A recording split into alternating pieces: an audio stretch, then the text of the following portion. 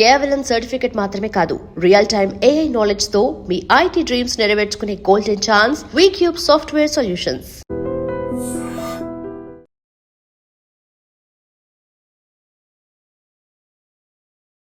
ఇరవై 25 టన్నుల కల్తీ మసాలా దినుసులు సీజ్. సిపి సజ్జనార్ కీలక హెచ్చరిక. ప్రజల ఆరోగ్యంతో చెలగాటమాడుతోన్న కల్తీ వ్యాపారులపై అధికారులు మరోసారి ఉక్కుపాదం మోపారు.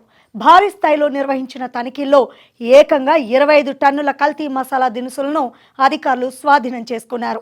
ఈ విషయాన్ని తెలంగాణ వినియోగదారుల హక్కుల commission chairman CP VC Sajjanar వెల్లడించారు.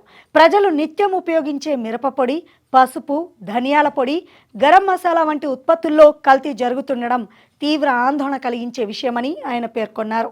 అధికారుల దాడుల్లో నాణ్యత ప్రమాణాలు పాటించకుండా తయారు చేస్తోన్న మసాలా దినుసులు, అనుమతి లేని రంగులు, ఇతర కల్తీ పదార్థాలు ఉపయోగించినట్లు గుర్తించారు.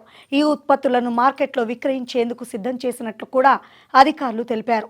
సజ్జనార్ మాట్లాడుతూ ప్రజలు ఆహార పదార్థాలు కొనుగోలు చేసే సమయంలో తప్పనిసరిగా FSSAI లైసెన్స్, తయారీ తేదీ, గడువు తేదీ, ప్యాకింగ్ వివరాలు పరిశీలించాలని సూచించారు.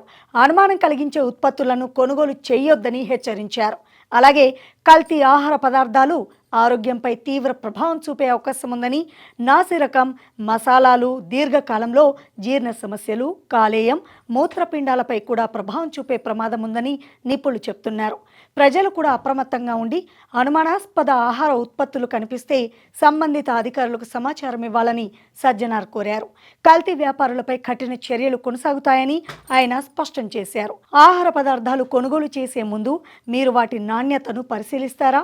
మీ అభిప్రాయాన్ని కామెంట్లో తెలియచేయండి.